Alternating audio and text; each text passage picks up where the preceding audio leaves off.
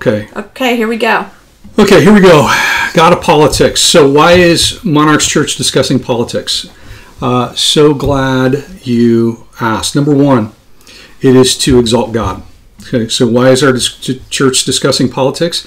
To exalt God. He's the ruler over all human governments, and he ordained human governments. So if I don't talk about politics, I don't preach the whole counsel of God. Mm-hmm. And this goes all the way back to Eden until the return of Christ. And number two, it's to equip God's people. I want people to think consistently about this expression of our identity in Jesus Christ. If your chief identity is based on your race, your sex, or your politics, then you've missed the point of Christianity. Right. Okay? And so hopefully it's just to give people more of a thought as far as what it means to have your identity rooted in Jesus. Mm-hmm. It doesn't mean those other three are unimportant. It just doesn't mean they're primary. Number three, it's to explain our position, like I said, so that people don't unfairly label us or dismiss Jesus because of prejudice, going, oh, I know what you believe. You're a Christian. Mm-hmm. Well, okay, that's sort of stereotypical prejudice. Let's avoid that if we can. So here's the deal. Why are we discussing politics? Politics is about power.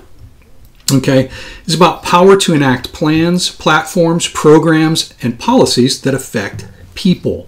Okay, people say it's all about money, it's all about power. Well, yeah, it gets corrupted in many ways, but at its core, it's about these things, and they affect people. Mm-hmm. So here's the deal: if God loves people, and He does, then how could He not care about our politics? Right. Because our politics impacts people. Right. So that's why we are discussing it. Because does God care about justice and authority and human rights and virtues, patience, humility, discernment, wisdom, peacemaking, all these things that He can really work out if you have to live in harmony with people that differ from you politically.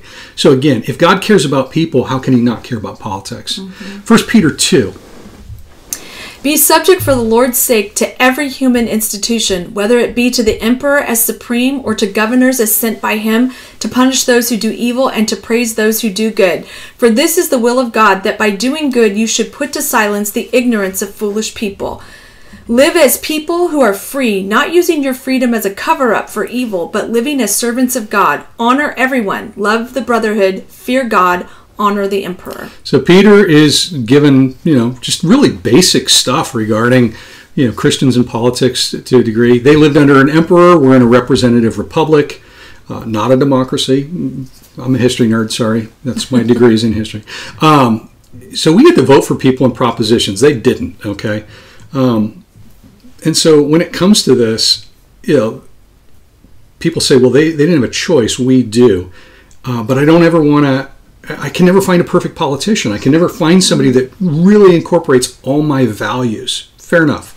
So I'll say this. To vote for the lesser of two evils is to vote for less evil. Mm-hmm. So if somebody says, well, I don't really agree with either one, I don't know if I could in good conscience vote for either one. Well, if it's a matter of conscience, then don't. Mm-hmm. I don't share this to shame you. There may be times in which you just say, you know what, both are so objectionable that I can't. Now, in a two-party system, just know that if you vote for a third party or write in somebody or whatever, in essence, you are going to help whichever candidate ultimately wins. Mm-hmm. But for those of us in California, and I don't mean this sarcastically, we're a one-party system, so it's semi-irrelevant.